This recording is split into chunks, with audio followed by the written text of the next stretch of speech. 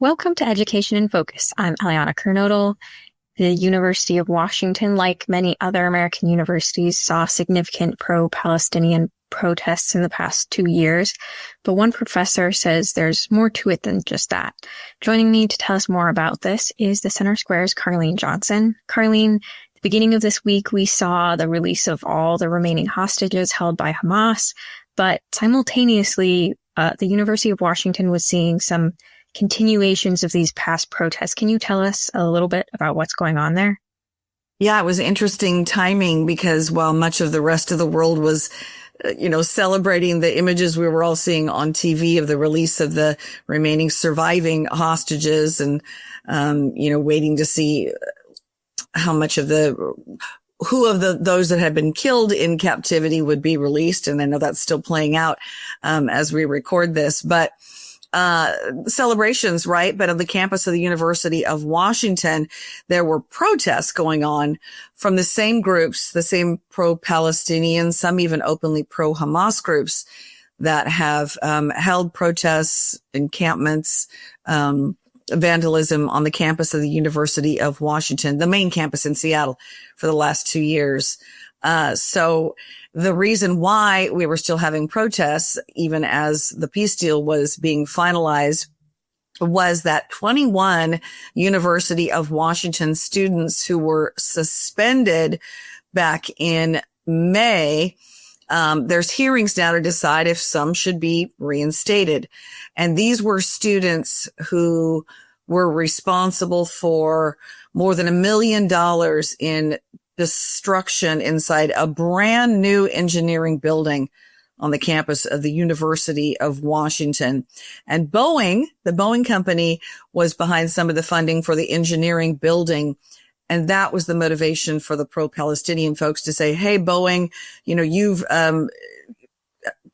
worked with the Israeli military. And so, we denounce you. They wanted UW to cut all its ties with Boeing. That was their supposed motivation for the destruction inside that building. And it was not just a little bit of spray paint on walls. There was so much damage done. And so some of these students are being they're kind of being reviewed. What were the protests about in relation to that? Yeah, the protesters were saying, hey, you need to reinstate all of them immediately. They were just, holding peaceful protests. But the problem is all the evidence goes quite beyond that. In all, there were 34 arrests in that May incident from this year when they got into the engineering building. I think I mentioned a brand new building. You've got hundreds of thousands of dollars of engineering equipment in that building, student projects in that building that were intentionally destroyed. They broke windows, they spray painted walls, destroyed that equipment, as I mentioned, and it led to the disruption of classes and relocation of students for months on the campus of the University of Washington. So the folks that were protesting are protesting because these hearings are going on where UW will decide, okay, should all 21 of these kids, I say kids, young people, university students be, permanently suspended, expelled, or should some be reinstated?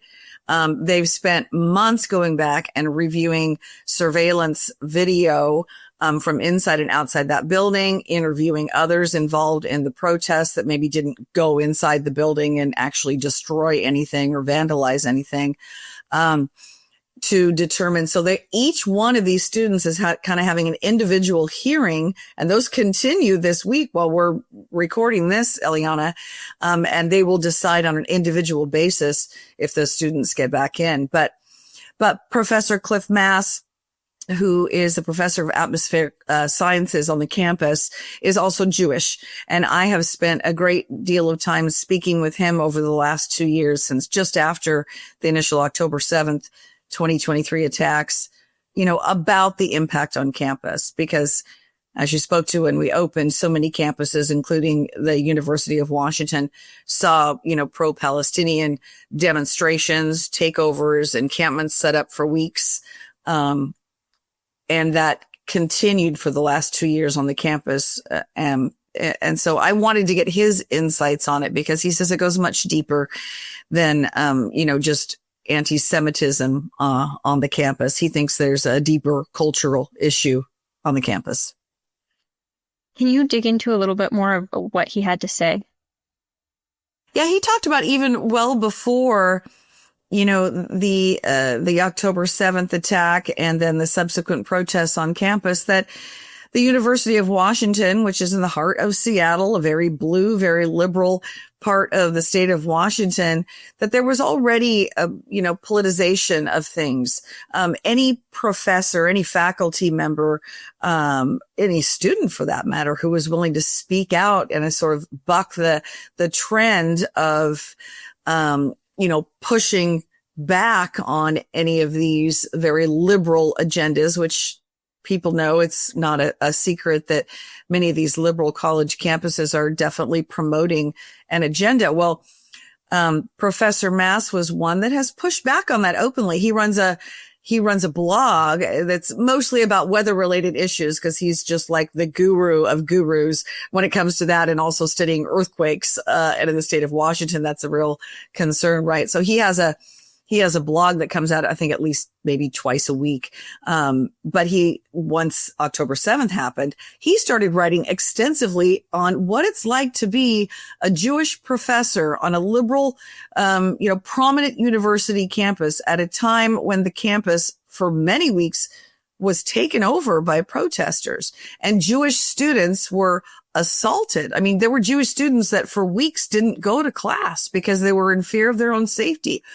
And there were many, professors on campus who didn't feel that they could speak out. Now, Cliff Mass was not one of those. He was very open about it. He's obviously tenured and been there forever. So maybe he felt a little, safer about speaking out openly. But he told me on many occasions that there were other, Jewish faculty members who didn't feel that their jobs were safe if they spoke out, against the administration. The administration for most of the 2 years of protests, Eliana, were in strong support of the students, allowing them to set up this encampment that took over Red Square in the heart of the campus, such that Jewish students, or even those who might voice support for Jewish students, didn't feel safe expressing themselves, walking across class to go to campus. So Professor Mass's whole discussion with me in my article was to say this climate of politicization and any conservative sentiment on campus the stage had been set for that. And then when October 7th happened, he said that really just opened the floodgates to allow for more of that. And he says, unfortunately, if the administration doesn't come out and very clearly, set new parameters for how things are going to go moving forward, he fears it will continue beyond anti-Semitism, just, that any voices of conservatism or just suggesting that there should be open dialogue to push back against just liberal, teaching on the campus. He fears that will go right back to where it was before. Well, Carlene, thank you for your insights on this story. You can keep up with this story and more at thecentersquare.com.